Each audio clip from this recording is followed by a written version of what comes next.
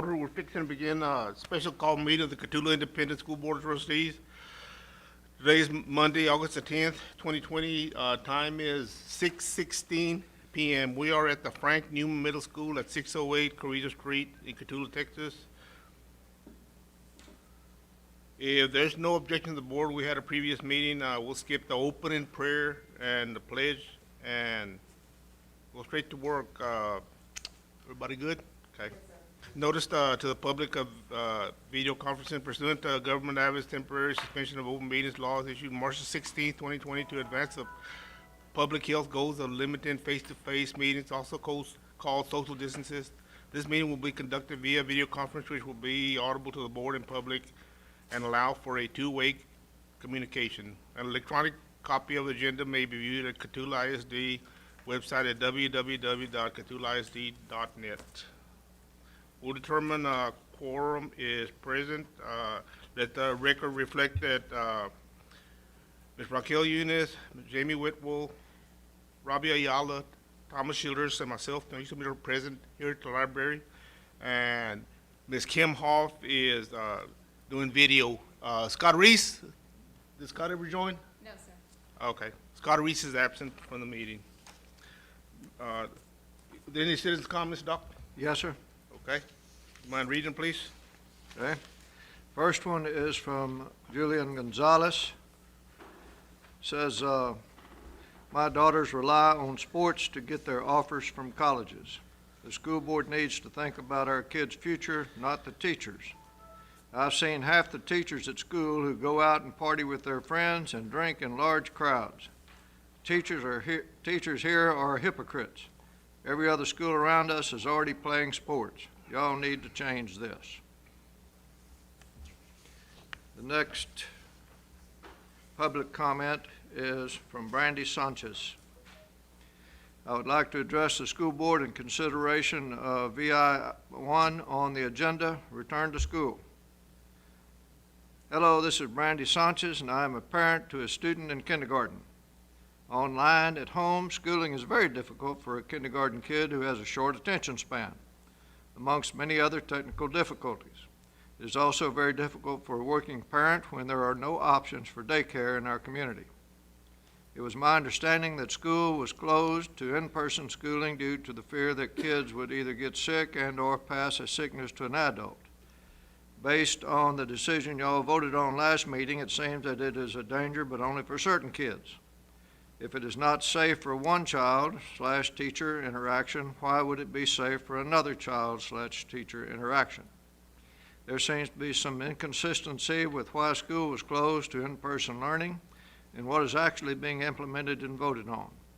In regards to opening schools for all student in-person learning, the CDC guidelines mention on multiple occasions that in-person schooling is very important to the well-being of children on all aspects, including mentally, physically, and emotionally. The CDC advises that key considerations that school officials should, quote, make decisions that take into account the level of community transmission, end quote. In LaSalle County, we've had a negligible amount of cases for over 2 weeks to virtually zero on a daily basis. I find this to show that it should be safe for the option of in-school learning to return to those who desire for their kids to return to school.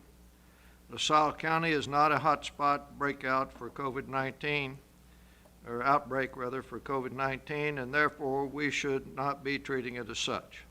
Please consider the option of allowing parents, teachers, and students the ability to return to in-person learning. Thank you. Those are the two audience comments. Thank you, Doc. And just for the record, the board will not engage in discussion with speaker during any agenda item or during his comments, but will receive information only. And thank you all very, very much for your comments. Move on to our action items. First item on the agenda is item A, consider to approve salaries for administrators, teachers, paraprofessionals, auxiliary, and substitutes, and bus drivers for 2020 to 2021 school year. Dr. Shields? You've heard the presentation of Mr. Vela during the budget workshop. Is there any questions that have come to your mind since then? Okay. I ask for a vote to approve those salary scales. Mr. President, I move that we approve salaries for administrators, teachers, paraprofessionals, auxiliary substitutes, and bus drivers for the 2021 school year as presented. Okay, I have a motion on item A. Dr. Shields, does that need to include, the percent we're gonna use? It can, It's, but it's going to be different for teachers because it's a step plus the stipend increase. Got you. Well, we can just leave it like that then. Okay. That'll be fine. Thank you, Doc. Second. I have a second, motion by Ms. Whitwell, seconded by Ms. Shoulders. Any discussion? All in Just, favor? we are clear on the 3% versus the 2%, correct? Yes. I haven't heard anyone want As it to. was presented, Mr. Baylor presented it with the 3%, correct, in his Yes. presentation? Yes. Okay, just making sure. All in favor, motion say aye. Aye. All opposed, same sign, motion carries. Item B, consideration to approve extracurricular, academic, and other stipends for 2021 school year. Dr. Shields? You've heard Mr. Vela's presentation. Are there any questions at this point that Mr. Vela might swing back and answer? If not, I'll entertain a motion or ask Mr. Ramirez to entertain a motion. Mr. President, I move that we approve the extracurricular, academic, and other stipends for 2021 school year. Okay, I have a motion on item B as made by Ms. Shoulders. Have a second? Seconded by Mr. Ayala. Any discussion? All in favor, motion say aye. Aye. All opposed, same sign, motion carries. Item C, consideration to approve the teacher stipend for 2020 through 2021. Dr. Shields? This is where the 3% for the stipend would come in, and it's added on to the stipend that was already gone over by Mr. Vela in the budget workshop. Mr. President, I move we approve the teacher stipend for 2020, 2021. Okay, I have a motion on item C is made by Mr. Shoulders. Have a second? Seconded by Ms. Whitwell. Any discussion? All in favor, motion say aye. Aye. Aye. All opposed, same sign, motion carries. Item D, economic equity stipend for custodians, maintenance, cafeteria staff, and bus drivers for 2020 through 2021. For several years, there has been an economic equity stipend awarded to these classifications of employees to try to make sure they didn't jump ship on us, and it has helped. It has helped. And I'd recommend that we consider continuation of these stipends. Mr. President, I move that we consider to approve the economic equity stipend for custodians, maintenance, cafeteria staff, and bus drivers for the 2021 year. Okay, I have a motion on item D made by Ms. Yanis. Have a second? Second. Second by Jamie, by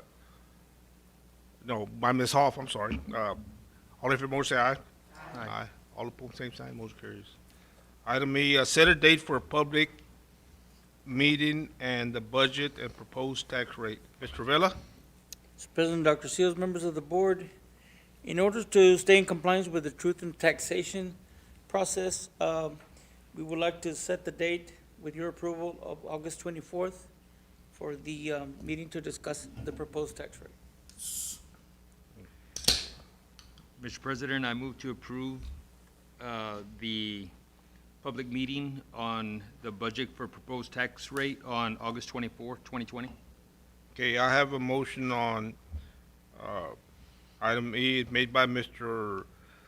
Ayala. Have a second? Second. Second by Mr. Childers. We're gonna get on this one right here, just the one, does the board need to show up for this one? Yes, we do. Yes. Yes, we do. That's the only one I'm thinking about. Okay. Any more questions or discussion? All in favor, motion say aye. Aye. All opposed, Thank you, same sign, Mr. President. motion carries. Thank you, Mr. Vela. Item F, consider to approve pay and penalties and/or source charges for employees who are TRS retiree hires. Dr. Steele. In the past some number of years, the board has agreed to pay 10% out of the 14.5 or whatever percent is charged to the retiree hirees from TRS. And so, like to ask the board if they wanted to continue that or change it or discontinue it. I think we should continue, personally. Absolutely. Would you How like- many, employees are we talking about, Dr. Seals? Mr. Vela, do you Ms. know? Ramirez? 2? Not that many, sir, just a few. Just a few. I can think of 2 off the top of my head. There may be Actually, I think there's 3. 3? There 3. We lost Ms. Okay, Mr. Franklin. President, I move to approve paying the penalties and/or surcharges for employees who are TRS rehire employees. Okay, I have a motion on item S made by Ms. Hoff. I have a second. Second. Second by Mr. Ayala. Any discussion? You're talking about the 10%, correct? Yes. Yes. Okay. All in favor of the motion, say aye. Aye. All opposed, same sign, motion carries. Updated Region 4 MOU. Dr. Shields? This is the 4th rendition of the MOUs for Region 4. And Joseph was able to get included in this, which caused the 4th rendition, 100 additional Chromebooks. And good job, Joseph. Good And job. so, it's important here because the state, through a federal grant, pays half. And so, I would like to recommend this latest, Dr. Seals, the state will pay half up to a set amount of the state constitutes, just so we clarify. tell me what you said again? Can you speak up, Mr. Vela? Please? I can't hear a word. The way the grant works is that they pay up to 50% based on your state comp students. And that's the way the grants, Right. you were talking about the Region 4 co-op, okay? I just want to make sure that And we our understand percent is high enough to where they pay us half, or they pay half on our behalf. based on state comp numbers that we have of our Yes. students. That's why I don't want to say half, because what if it's one less or whatever with Yeah. our state comp numbers? Probably not, because we're way above, but just to make sure. You'll pay Okay. some. Thank you, Doc. President, I move that we accept the updated Region 4 MOU as presented by Dr. Seals and Mr. Vela. Okay, I have a motion on item G made by Ms. Yanes. Have a second? Second. Seconded by Ms. Shoulders. Any discussion? All in favor of the motion, say aye. Aye. All opposed, same sign, motion carries. Item H, purchase over $25,000. Mr. Vela?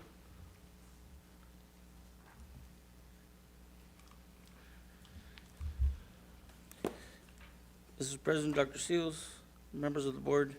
As you have in your packet, this is the purchase from the Region 4 Co-op that we're presenting to y'all. We're just requesting approval because it is over 25,000. And the overall may be, I think once it's split in half, it may be under, but we wanted to make sure we present it to y'all so we stay everything above board. Does anyone know when we're going to receive those? I was kind of disappointed that we didn't have the hotspots ready to roll out with 4 the weeks? beginning of the year. What's the expected? 4 weeks. 4 weeks. 4 weeks? 4 weeks. 4 weeks for the Chromebooks. Hotspots are about 2 weeks. We're starting off with enough for everybody, right? Is my understanding. Or we're still lacking?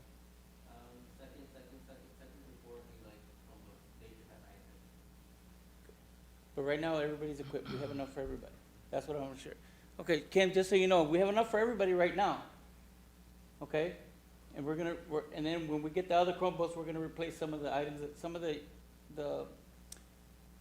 iPads and so forth that they're using right now. But they still have the iPads, they still have the Chromebooks. So we should be covered with everybody. And then when we get the new Chromebooks, then we'll switch out the Chromebook for the iPads, okay? What about the hotspots? 2 weeks for the hotspots. And right now, is there connectivity issues out there? Right now, I stopped at Ensenada this morning because I usually stop on the way in. They didn't have any issues, or at least Ms. Gonzalez, if I'm correct, had not had any reports of any issues in Ensenada. I don't know about here. Okay, now we do know that when we go to the Fullerton area, there's areas, when we go to visit, to go to games and stuff, that there's just areas where we don't get any service at all. We don't know if that's affecting any of our kids right now, but we will find out. Once we get going, we'll find out if even if they get hotspots, they may not have the availability of getting service, so then we'd have to address those. Ms. Gonzalez, oh, sorry. Mr. Vela, Ms. Gonzalez, I had heard that somebody cut a fiber optic cable in Ensenado last night. Is that true? Yesterday, or- I stopped this morning to talk to Mrs. Gonzalez, and yesterday they were getting reports that, oh, we don't have internet. Everything was up and running this morning according to Okay. Mrs. Gonzalez, so we're good to go there. Good. And we are gonna have issues like that, guys. I mean, there's gonna be times where something happens and we're just gonna have to wait till they fix them, hopefully. Mr. President, I move to approve the purchase over $25,000 for have- Chromebooks and hotspots through Region 4, as presented by Mr. Vela. I have a motion on the motion made by, Mr. Ayala. I have a second. Second by Ms. Whitpool. Any discussion? All in favor, motion say aye. All opposed, same sign. Motion carries. Excuse me. Thank you, Mr. President. Item I, update on return to school. Dr. Shields. As I was making the rounds, I was able to get to the RBE and the Newman today, and I would like to give the principals, with your permission, an opportunity to report on how things went from their perspectives today on the teachers being able to teach remotely, the numbers of students, if they know those off the top of their head, that were logged on, just general questions that are pertinent to a return to back to school. Let's start with you, Ms. Gonzalez. Good evening, everybody. Here at Ensenada, we had an awesome day today, despite the issues with the internet from yesterday. When we got to school, everything was up and running. The teachers were very excited. And we did have to make a couple of calls with some parents that were not able to log in because of their password and things like that. We did have approximately 72 students that were logged in. We're still missing 17 that we're waiting to, they have a certain amount of time to log in, so we're still waiting for 17 to make that contact. But everything ran pretty smooth after the internet was connected. And I do have just one family that reported today that they don't have internet. They reported it this afternoon. They don't have internet and they are waiting for a hotspot. Are we getting prepared for paper packets for that family? Yes, sir.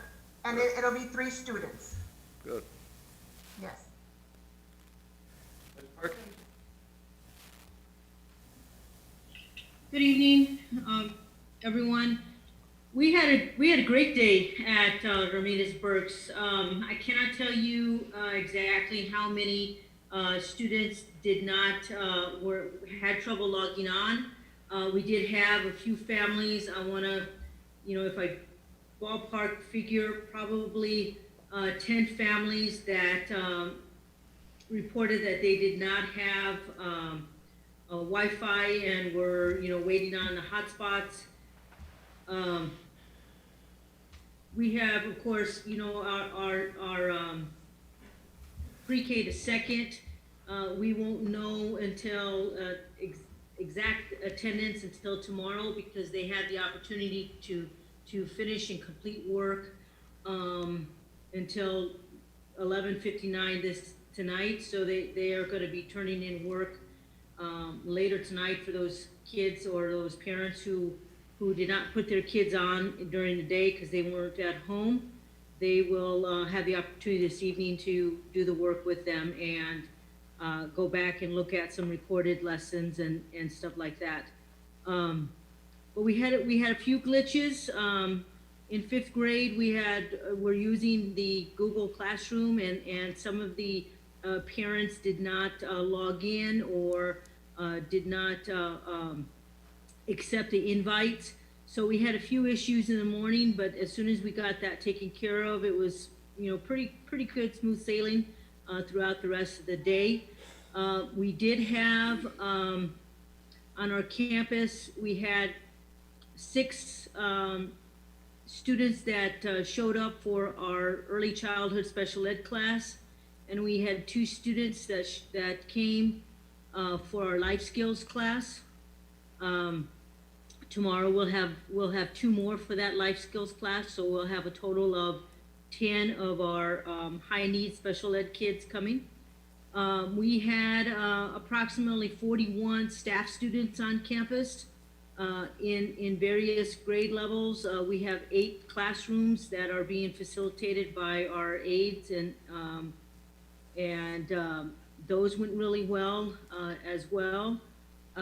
So overall, I think we had a really good day, considering, this is this is the new norm right now, and so we had a good day. That's all I could tell you.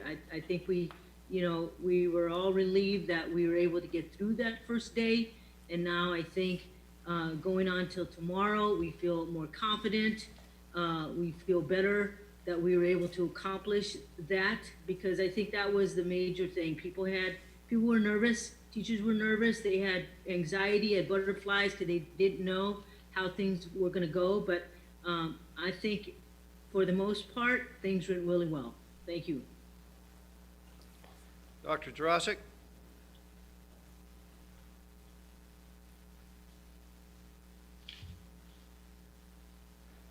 Dr. Jurasik, you're muted. I'm sorry, I thought I'd unmuted. I apologize.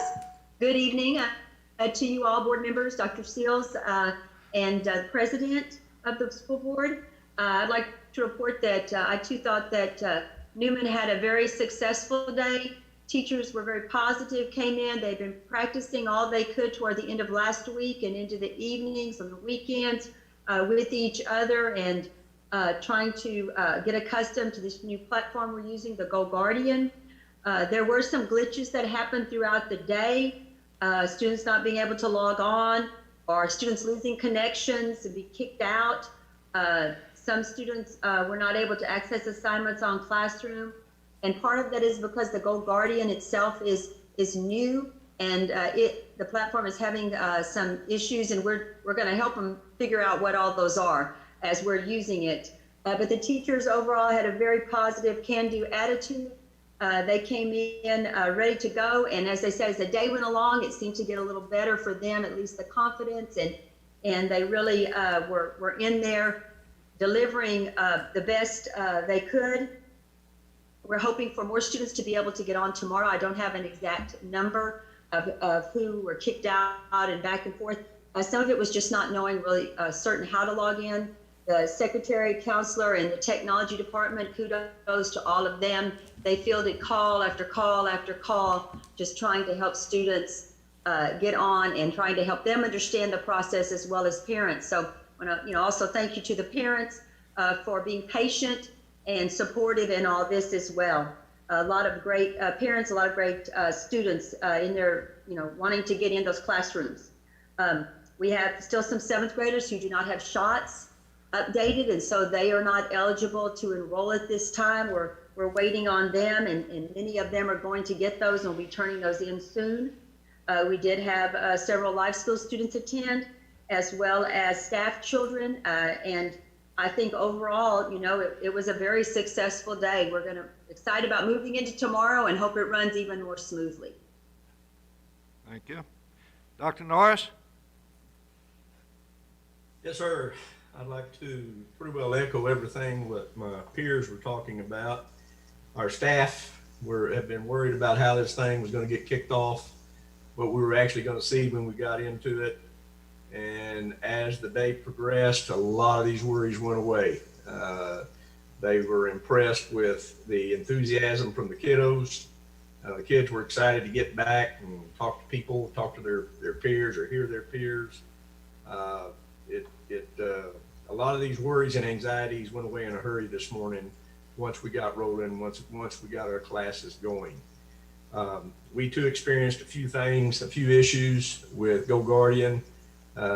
Some teachers had absolutely no problem with it. Others had a couple of problems with it, but they got them ironed out, and they would either go to Google Classroom or they went to Zoom, and then were able to get back on Go Guardian a little bit later.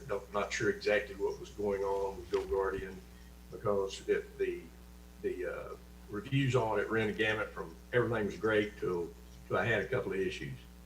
So, but I'm thinking those things are going to iron out as well as we move on day by day.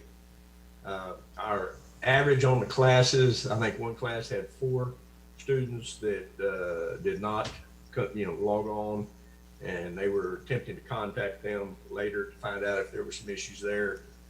Most classrooms had 1 or 2 kiddos that did not get on. We had a number of kids that were trying to get on and couldn't for whatever reason, and they were contacting the teacher and saying, "Look, I'm trying. I'm here. I'm hearing you, but you can't see me." So again, I think the word has gotten out to the parents and the kids that this is a different scenario, different expectations as to for this coming year. They need to be in class. They need to take care of business. And the vast majority of our kiddos are really, really trying to do that. I think they're sincere in that. And that, a lot of that comes from the parents as well. So really appreciative of what the parents are doing to get the kids online and get them interacting with their teachers. We did have 1 or 2 classes, they were ag classes that had 100% of attendance. Mr. Cody Rojas was extremely pleased with that. Sam Yanez had, I think there was 1 out of his class that could not get on. And again, everybody else, it was either 1 or 2 that couldn't get on for whatever reason. But it's going to get better. It got better as the day rolled on. In our life skills class, we had two life skills class on kids on campus. We had 7 of our staff students there. Everything went really, really smooth in comparison of the fears, I guess, that everybody was concerned about before we got this thing going. So I think it was all in all a really, really good day today. A lot of good positives back from the teachers. And I think it's only going to get better as we move forward through this. I have a question. Yes, ma'am. Can one of the principals, the ones that had children in the staff children in their, on their campus, can you give me the process of how you did the, health check? And how was it documented? How was it, can you just give me a step-by-step?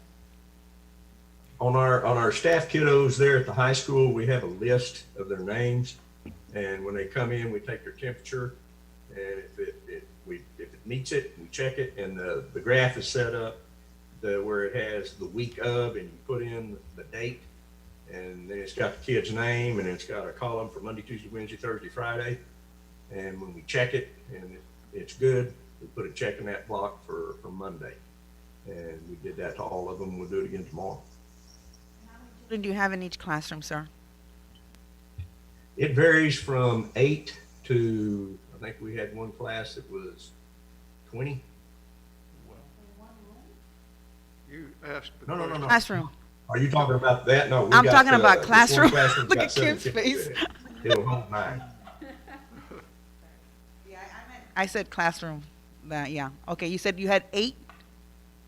The classroom will hold 9. We got 7 in there. Okay, thank you, sir. I have a couple of questions. Y'all might find that surprising. Dr. Jurassic, looking at, I've seen samples of everybody's schedules and so forth, and I am wondering, the Newman schedule, the kiddos have an hour and 15 minutes per class, which takes them until about 4:10. One of my hopes when all this, when y'all had to start planning all this, was that we don't have students sitting in front of their computer all day long. We know that's not good for adults, and we certainly know it's not good for kiddos, especially for the younger ones where the parents are trying to limit their screen time and so forth as well.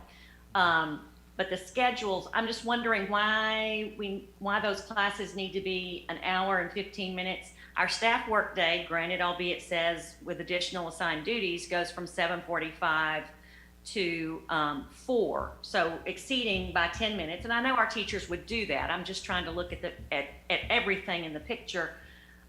Give me a little information on that, what the expectations are of the kids, if they have to be there the entire hour and 15 minutes, and Yes, ma'am. First of all, the rationale for starting at 8:30 was for when we return and we have an AB schedule, for instance, we're trying to keep as consistent a time frame for them. And so that's the 8:30 start versus the 8 o'clock. Okay, that's the reason for the little bit later start. The hour and 15 minutes is because we are doubling in those classes. Here we have, remember, 2 classes of each core subject. We have math tech, which is file review, English, lit studies, you've got social studies, living history, and science with the interactive science. So in order for that to be accomplished by those teachers, we blocked that schedule a little bit. No, they're not staying on an hour and 15. I need a full 45 for an observation time. And by the time we log in and log off and get them in and out, we're probably losing 10 minutes either side.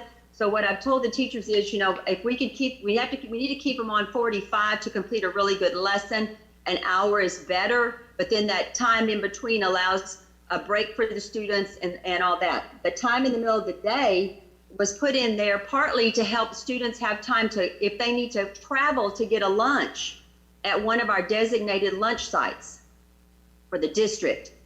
And also at this time, that gave the conference and lunch period combined time for the teachers, 45 and their 30. So that gave them that time during the day, which again, got everybody off the computer a little bit, gave them a little break, because, you know, I could have pushed it together and squunched it up and put the conference before or after school for teachers, but then they too were on that screen a long time. So I wanted them to have opportunity to stop, get up, move around, refresh themselves, and then go back in. Does that help, or any other questions? That help? it does help, but my next question would be, so if we, or not if, I'm being positive about this, when we go back to face instruction, this schedule will obviously have to be modified, correct? Somewhat. There won't be a conference. That conference period will probably have to go before school because we're not starting till 8:30. And then that lunchtime, it may even be that we're going to figure out how teachers are going to be covered for lunch. We're going to have as little movement as possible when they return, though.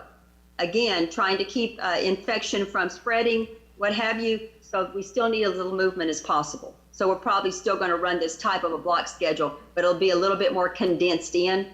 Okay. With that part in the middle, and we won't have an hour and a half in the middle.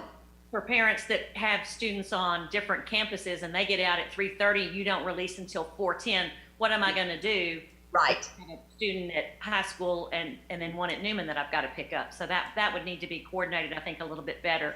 And how many employees on your campus brought their students to work? I believe it was, let me see here. Down. I believe it was 8. Something like that, yes, ma'am.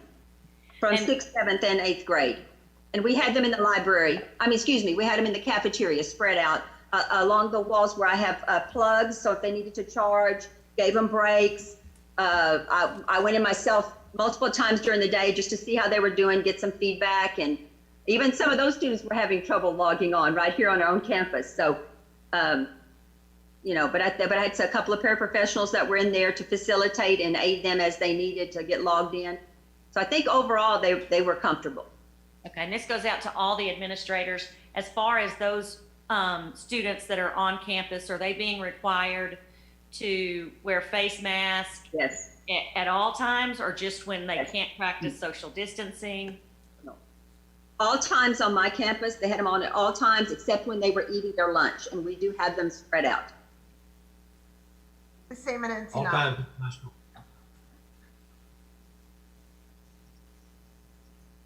On our campus, it was just 3rd grade and up. They did use their masks in the hallway and went during transition from when they were dropped off to the classroom, but while they were in the classroom, my pre-K through 2nd grade did not. Thank you. And one last comment, and then I'll let the other board members speak.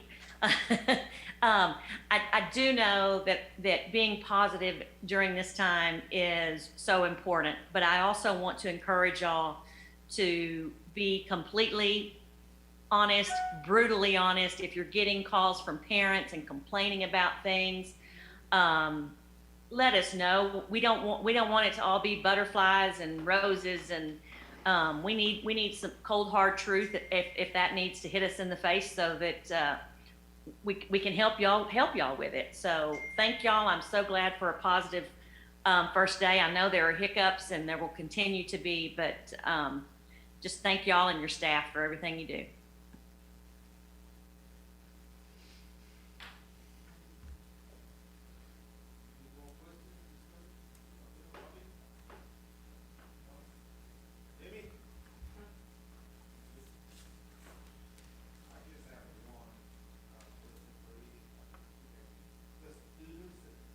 Turn on your mic.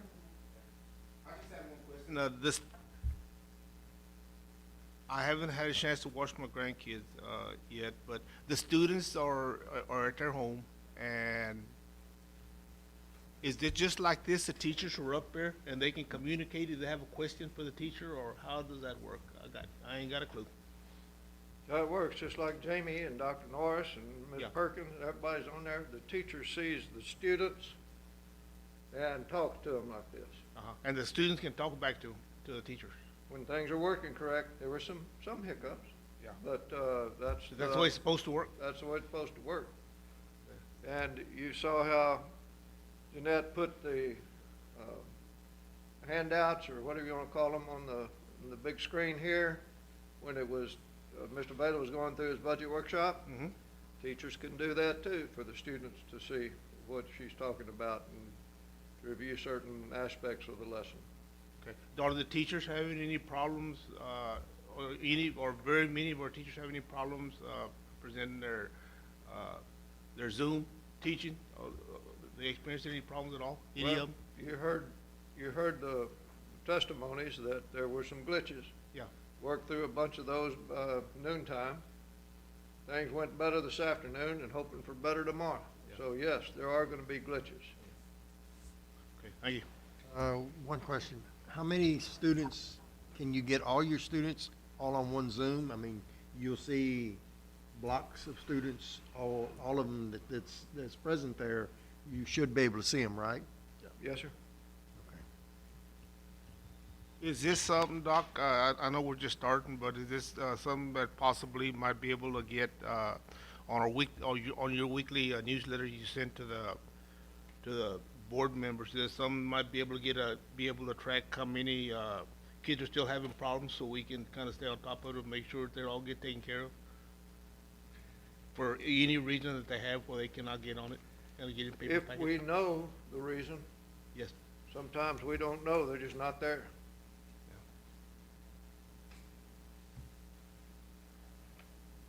Any more discussion? We'll move on. Item J, consider closing games for football and volleyball to out-of-town fans and limiting hometown fans according to available seating for social distancing. Dr. Shields? Moment.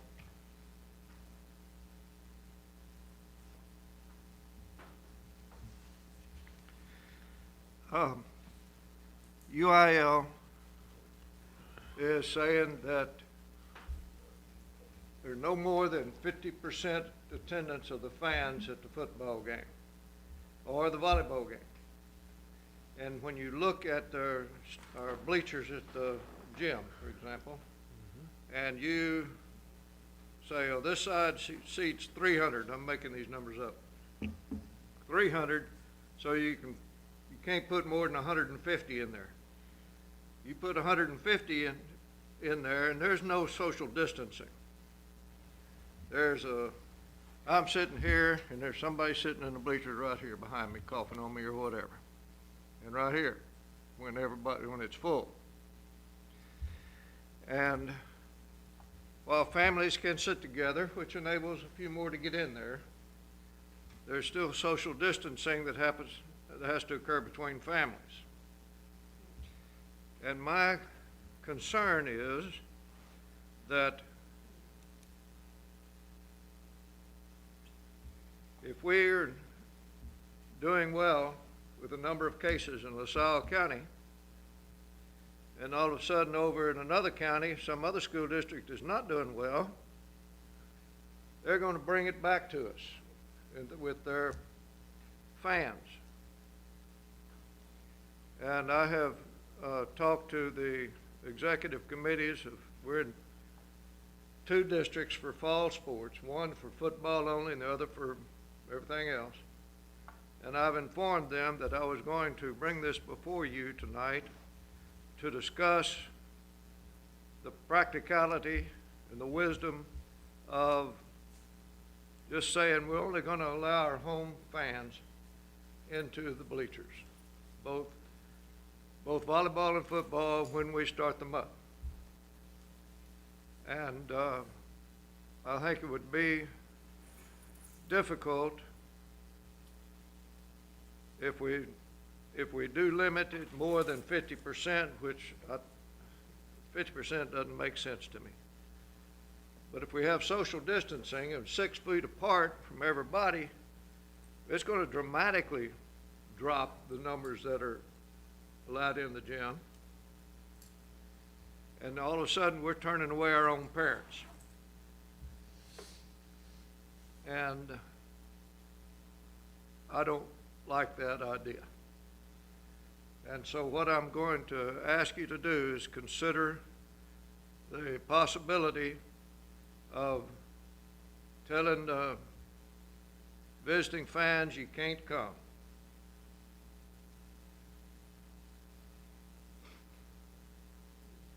Dr. Seals? We'll be videoing it live and putting it on Facebook or whatever. And they can watch it from home, wherever they live. Is there a chance, and if we do this, is there a chance if we're keeping it at 50% capacity, that we might also be turning away our own families, CISD families, because of the numbers? I don't want to say we only open it up to our CISD parents when we might have to exclude some of them if we're already at 50% capacity of a gym or a football stadium. Well, it's possible. Depends on how we're doing, I guess, and how excited everybody is about getting back, and how they, how much of a following the families do for their children. But Dr. Norris, did y'all do any measurements of the gym to determine 6-foot distancing and how many will sit, how many will be accommodated on each side of the gym? Coach Silva did, and he gave me those numbers, but off the top of my head, Dr. Seals, I don't remember. But the main thing is, by having only our fans come in, by the time you put the home team and the visiting team on the normal with the visitor side, I'm talking about in the gym now, we're not going to have a lot of seats available for any fans to go over there, because a lot of times they'll travel with 2 teams, sometimes 3. So they're going to have to distance themselves up in the stands behind our bleachers where our teams sit. So truthfully, we're probably going to wind up with only having the home side available to us for our home fans to come into. We may have this small space over there on the visitor side where others could sit there, but the majority of it is probably going to be taken up by the teams that are coming into our gym. And again, Coach Silva did get those numbers. I should have written them down someplace. I don't have them in front of me now, and I honestly don't remember. Is there gonna be like a limit of how many family members can attend, like at graduation? When we had graduation, would it be 2 or 3 persons per family? I mean, to reduce the 50%. Is there somebody gonna be with a counter, or what are we talking about? Yeah, well, what other school districts in our UIL district are talking about is only selling tickets over the internet from a ticket selling outfit. Similar to StubHub, they have other other outfits that sell just, you know, game tickets for high schools and things like that. And that's what I was thinking that we would use. And it costs, I think, 85 cents a ticket or something like that for somebody else to do that. Then they send us, and we would tell them how many tickets to cap it at. That might be what I've heard about. I have a niece that's in high school, and she was telling me that at her high school, they're allowing 2 tickets for each athlete to give to parents or whomever. And then I don't know if there's any extra than they allow the public. I would hate for a parent to not be able to attend their child's football game if they lived out of town. Gosh, this is tough. I'd hate to ban Visitors. visitors, but I mean, I understand that it's a safety issue, but, is there any way we could do some sort of a ticket situation, like what you just spoke Yes, about? but even if all the tickets that fill up the volleyball bleachers are sold, I'm not sure that the number of tickets is going to accommodate the Catula people. Can each athlete be given X number of tickets? Sure? So that we can cover the basic family, I mean, like 2, and then on top of that, then have the tickets for sale? I mean, take out of the total number, the amount, the tickets that are going to be given to the athletes, and then say you have 50 more tickets available, then open that up to other fans? Is Yes, that the answer is totally yes, we complicated? can do that. The other option that might help us get more parents in the stands is have a per game. Like if the freshman team were playing, then those parents get tickets, and then when the JV would come in, then that would be another group of tickets, and so forth. And that way, every team would get a good chance of getting the fans that want to see them. Instead of having a varsity parent stay for all 3 games, and they're occupying all the seats. They really don't want to watch the younger kids. They want to watch their kid. So, I mean, there's different ways of breaking it down so Right. we can get the parents that want to be there for their kid there in the stands. What about disinfecting in between? I mean, if I have a you know, freshman and a senior playing, I'm gonna stay for the freshman game, leave for the JV game, but come back for the varsity game. But what about us disinfecting in between those games? We use the mister. And we'd have to schedule the time in between so our staff could go in there and disinfect. The hard part would be the stadium because it's just so large, the football stadium. But I mean, we can work it out to where, you know, we have crew coming in and do as much as they can. What about band? What about band and dance team? I mean, The band, they don't have to march. They can at least sit up there Yeah. and play. what we thought about the band is that they would not be in the stands, but would be on the track, Yes.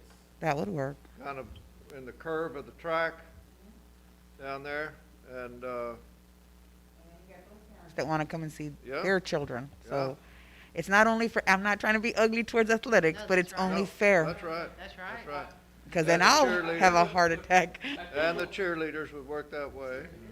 Well, we knew the cheerleaders would be, but What was discussed and in the talks that we've had was the children that are involved. Those would be the parents that would get the first choice of showing up if they want to show up. And then whatever tickets would be left over, then that's what would go up for sale. So if you had 50 band kids or 60 band kids and 2 parents each wanted to show up, then they would take up those tickets. The football players, the cheerleaders, the dancers, whatever, the kids' parents first, and then the outside people will get a chance.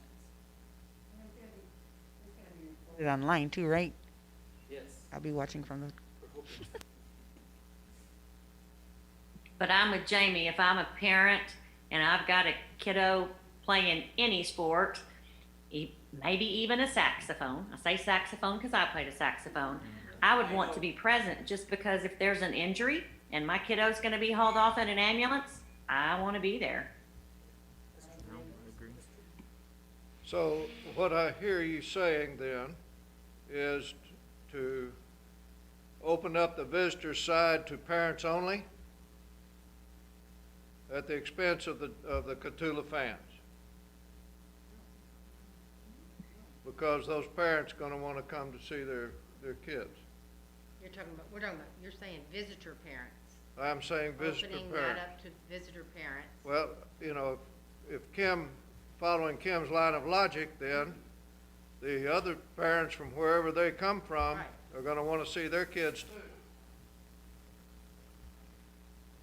I agree. I'm kind of with Jamie on they're issued, each athlete, whether it be hometown or visitor, issued 2 tickets, and they'll have to be made to leave.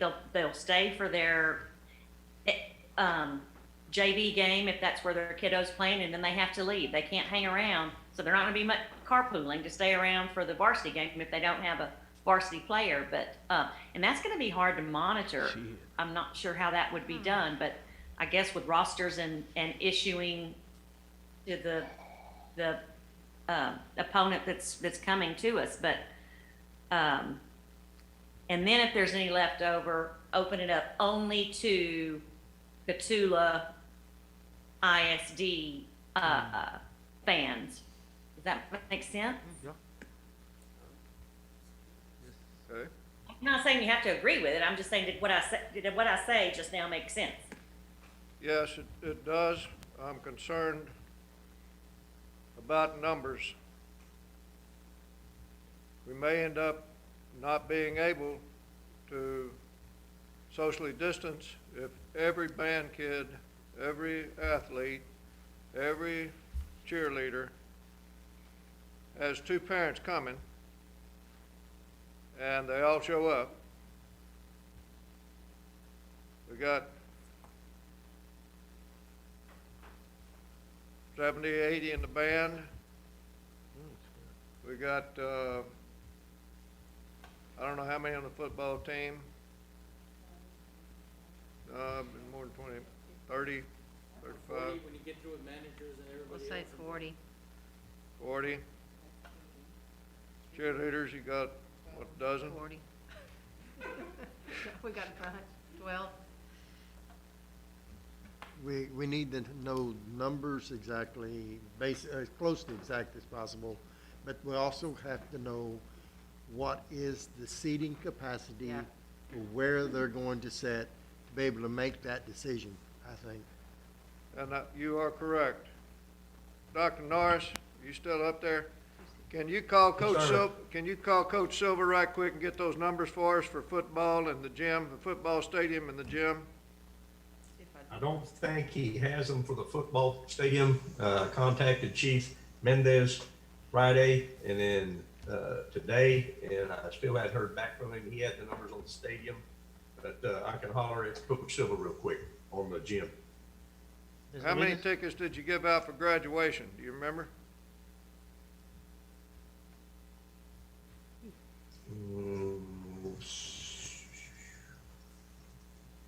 Right around 400. But they're sitting on the field too. Of course, you had 2 parents are sitting on the field for Right. 80 And kids. then 2 more in the stands.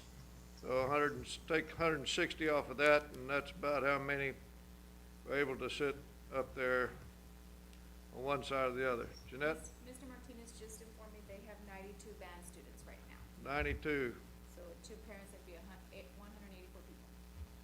okay. 94 band. 92. Put chairs on the tracks too. I mean, no, that, I mean, that, Question, could we limit the, okay, Mr. Martinez, I'm not attacking band, but, what about not having the, opponent, what word am I looking for? The people that were playing, not having their band Visitors band. and, their dance team traveling and Well, those don't travel with the no. football or They've already, nobody in the district is taking their band anywhere okay. because Requires too many buses. it takes too many buses. We don't have enough buses to take our band along with our football team and along with everything else. So just guess that, as an estimate, that's about 368 tickets that we would need that would cover football, band, cheerleaders. And you said we gave out 400 for the, Yes, but I'm not sure that you were there. The bleachers on the home side were completely full. The visitor side were completely full at the 6-foot distancing. I don't know how many people came, or how many people got a ticket and didn't show up, rather, yeah. all of that.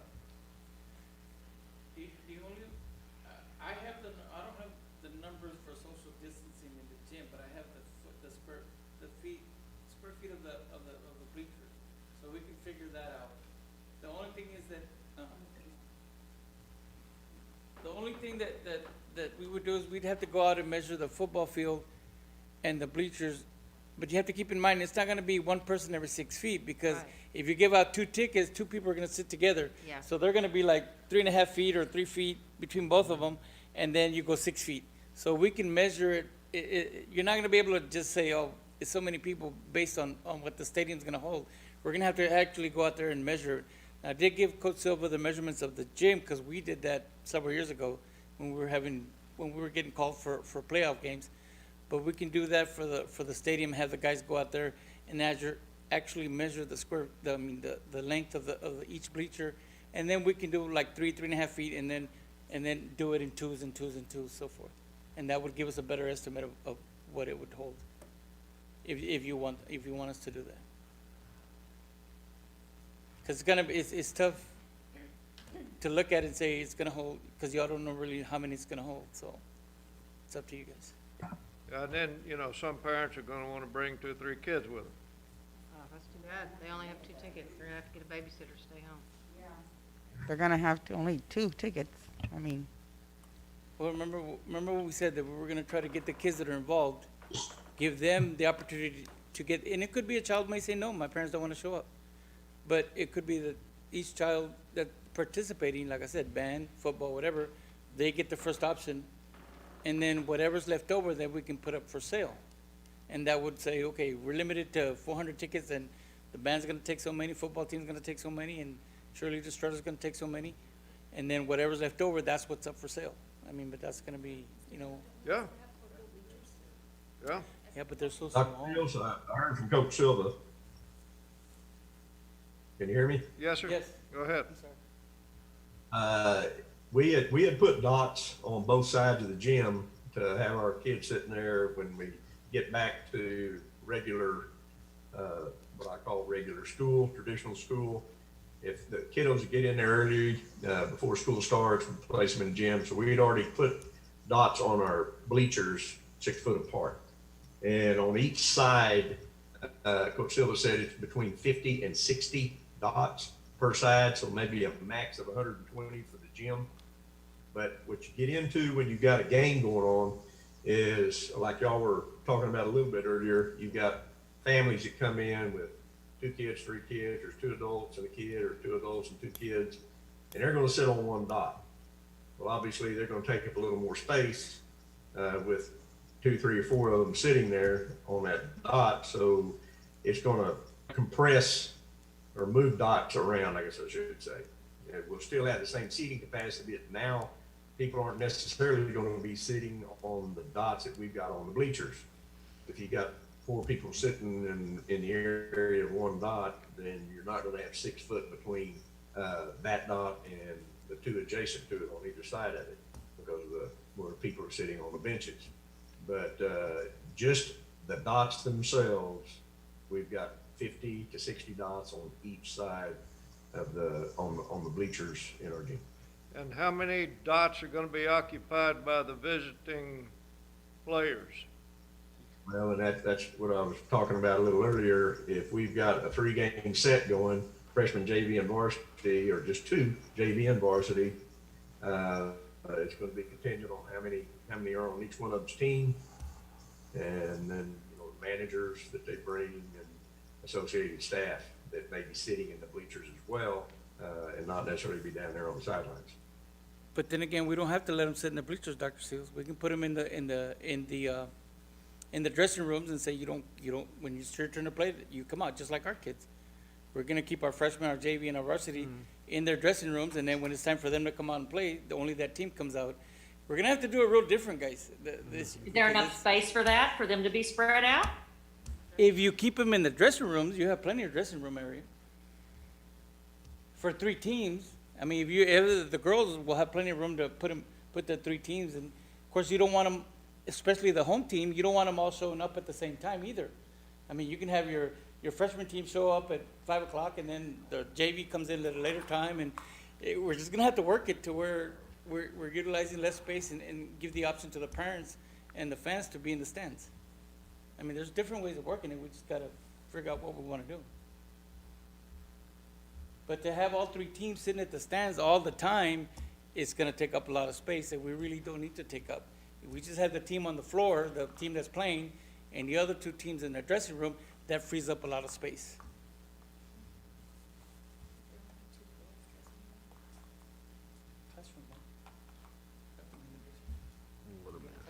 Dr. Seals, does this have to be decided tonight, since we're not even sure when we're coming back or when practices will begin, Well, or? practices, what I've done is I've told the coaches that we're not gonna have practices until such time as we have in-person instruction. A lot of school districts are saying, well, we're gonna start with our athletics and band or whatever, but we're not gonna start yet with in-person, and they can do what they wanna do. But, once you come back, you have to have, for football, 1 week acclimation and 2 weeks of workout, so 3 weeks, so it's basically a month before you can play your first game even after we come back. And volleyball is 2 weeks before you can play your first game. In order to help with the travel and other things, the Friday night volleyball games have been moved to Saturday across the district.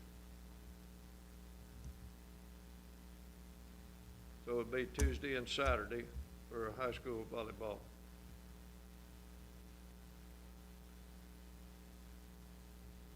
And I wish somebody would tell me how to do this best, because I've been, other districts are saying we're going to give our each kid has a code that they can log on to the ticket sticket or whatever the company is to buy their tickets, and they can get like 2 tickets. And they, like for a Friday night football game, they would start on Monday, give them the code. So by Wednesday, if your parents haven't bought tickets, then we're opening up whatever's left to anybody. Problem is volleyball. When you're playing twice a week, you don't have much time to do that. And then football, junior high, and sub-varsity, other sub-varsity, it's gonna be a mess. It's gonna be a mess. Because you have 7th, 8th, and JV. Oh, but they're in 2 different. Yeah. They either, the 7th and 8th and the JV always play opposite. Opposite, yeah. So one of them's gonna be home, the other one's gonna be away.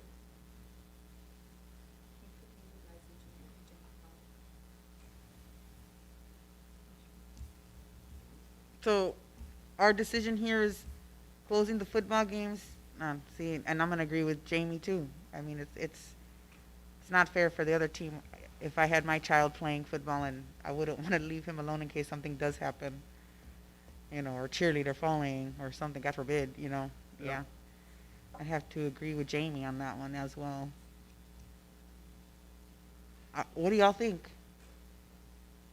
To closing it to the out-of-town fans? I'm not comfortable with that.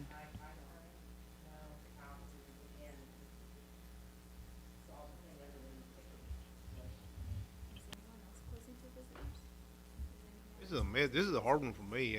I mean, I don't know about closing it. I don't know. I just don't. We I just can't like decide table what to this? do. Can we like table it, let Yeah. let y'all figure out how to do all of this and bring back that plan? I mean, keep it open to where we're going to make a decision. We're gonna try our best to bring our opposite team's family over. And can we just go ahead and just table this, and then you guys can come back with a plan, and we can make that decision once we see it? Well, give us Well, some like guidance. Thomas said, we kind of need all the numbers and the facts before we Yes. make a decision. So, Yes. I mean, we're meeting next Monday, believe it or not. Yeah? So maybe put it on the agenda, get all the facts and the figures, like Thomas said, Dr. Seals, and then put it back on the agenda and. So, once we get the facts, we get the figures, we know exactly the capacity, or not exactly, but somewhat ballpark what the capacity is. We have to have a way to distribute tickets, whether we close out all of the visitors, we have to have some sort of way to distribute tickets to hometown people. So, once we get the numbers, then we just have to decide whether we're gonna give up a portion of that to out-of-town visitors. But there still has to be some sort of organized way to distribute tickets and make sure that we seat guests, fans, safely. And I liked Dr. Seals, how he gave the example, you know, if a kid, let's say for example, my son, he's playing on Thursday night or Friday night, Monday or Tuesday, that's gonna be my time where we get his code and we purchase the 2 tickets. And then if you don't do it by sometime on Wednesday, say noon on Wednesday, from then on, that's when everybody else, pretty much there's a pool and you first come, first serve out of there through that website or whatever that app is. That way everybody has a chance. But if you give every kid 2 tickets, but for whatever reason, let's say his parents or his family can't go, well, you know, you're gonna waste 2 tickets there where that it can be put back into a pool and somebody else can get a ticket. That's a good point, Robin. Very good point.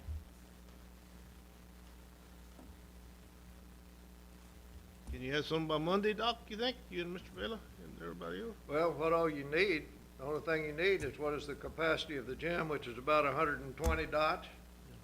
And then you need the capacity of the football field, which we have but not with us. Number of students participating or that possibly would participate. Okay?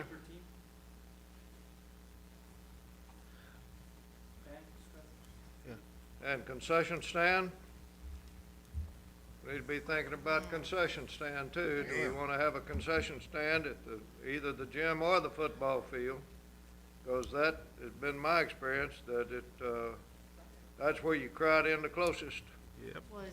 Bring your own food, bring your own beverage. Oh, I like the way you think, Ms. no Hoff. food or beverages allowed in except maybe for water. Well, We end up with chicken bones scattered all over the gym. is the CDC, Like a bag of peanuts or a bag of pretzels and a thing of water or a Coke. is there any recommendations from UIL on the safety of being able to hand out food to fans? They said, do what you want to do. Oh, there's good And guidelines. they recommended, you know, that you have the little packets of stuff, not nachos where they're open, you know. Popcorn, nachos, Yeah. none of the open Popcorn, stuff. nachos, no. But things in wrappers, Prepackaged. pre-packaged, thank you. prepackaged. Add that one in too. on Well, that do one. parents of concession stand workers need to be there? Or, is that what you're saying? We need to No, include them as no, well? I'm or saying we just need to concession count- stand is count another concession thing stand that we workers? need to Well, think that's about. not gonna take that many, 'cause it's probably not gonna take half the force that they needed on at last year. I mean, the concession Yeah. stand has to be, they're gonna have to remain socially distanced as well inside that stand, so you're Yeah. not gonna be able to get a whole lot of kids in there. Yep. Oh my gosh. What a mess. Oh, the restrooms. Yeah. To me, Doc, was, I don't know if this is a good time to mention it, but on my little question and answer sheet, I have COVID-19 coordinator. Maybe we need to think about hiring a COVID-19 coordinator to think about those things like restrooms and how we're gonna handle that when we do open up and go back to having, events and so forth. I don't know, but Can we look at maybe a safety coordinator rather than just limit it to COVID? it works for me. I don't care what you call it, but somebody that can work out all the logistics of all this. Well, nobody's gonna come in and know the answers, and they're gonna have to do the same thing we're doing. And, the high school administration, Coach Silva and Mr. Vela and everybody, we've all been discussing it and don't know exactly how to do it. Well, at least it's somebody that would be dedicated to going around to the various campuses. And, I mean, everybody's plate is so full right now. And the safety coordinator person's plate would be overflowing as well. But, somebody who can focus right now on what it needs to be, which would be COVID. And then it could, once hopefully COVID is over, then we could keep them and focus on our safety, because that's important.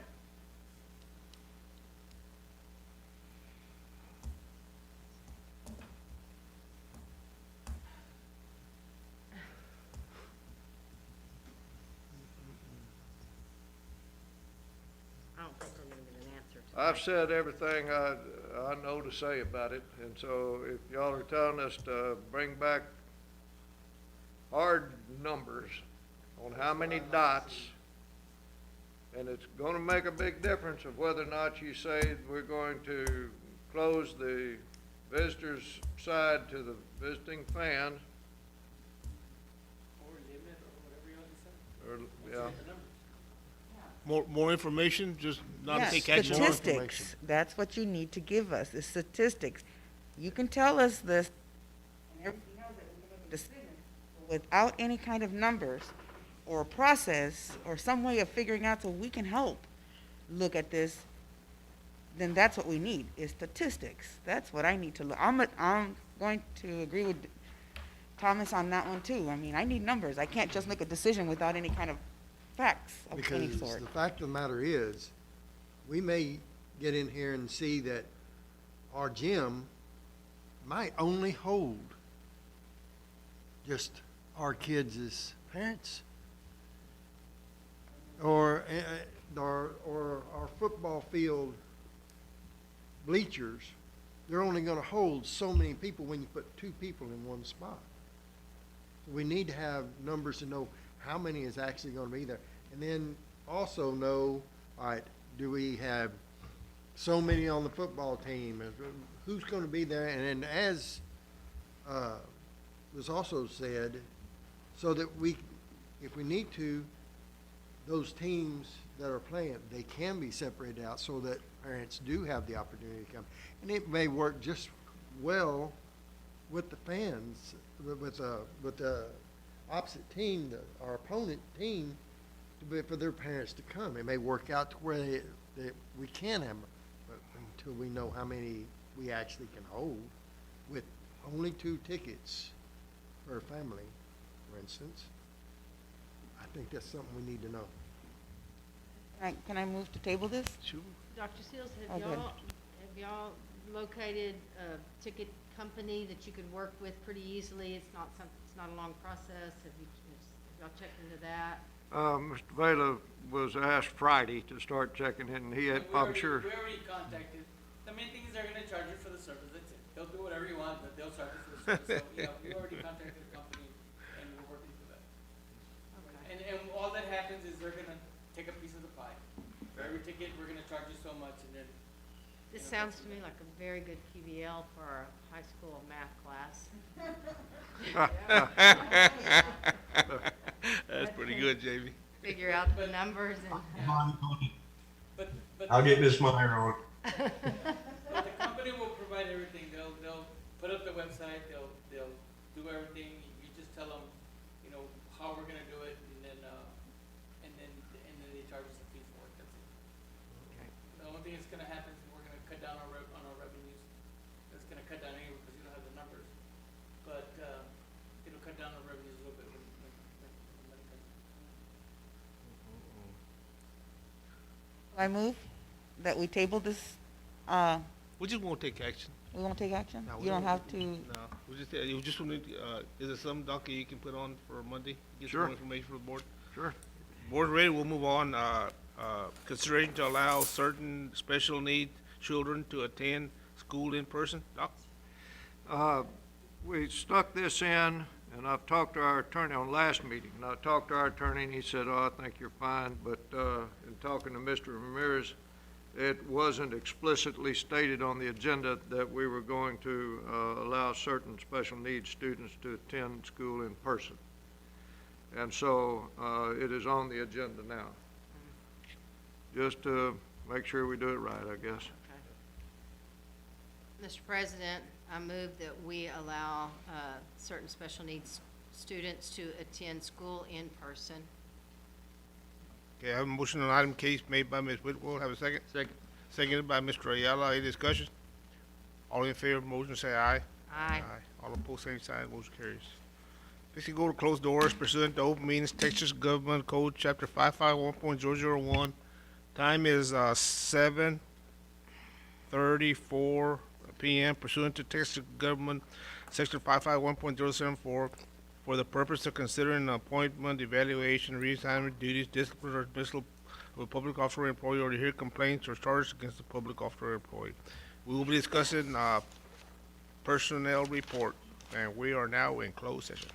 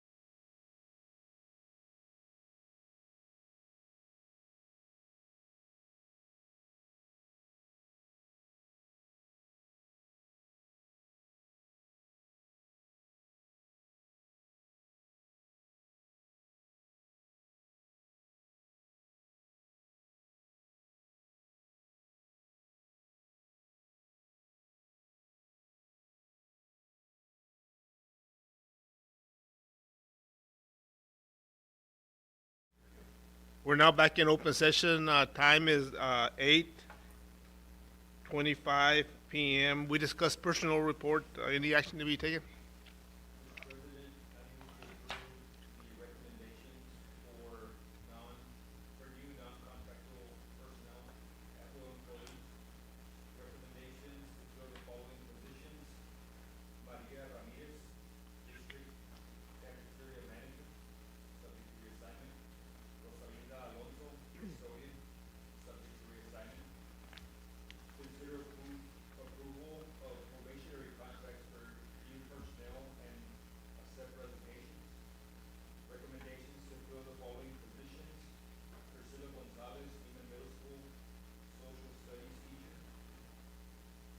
Maldonado, Catula High School Social Studies teacher and coach, both subject to reassignment.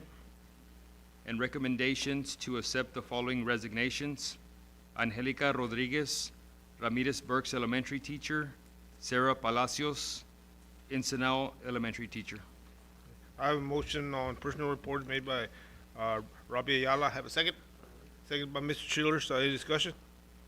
All in favor, motion say aye. Aye. All opposed, same sign, motion carries. I have a motion adjourned by Ms. Yanes. Have a second? Second. Seconded by Mr. Ayala. Any discussion? All in favor, motion say aye. Aye. All opposed, same sign, motion carries.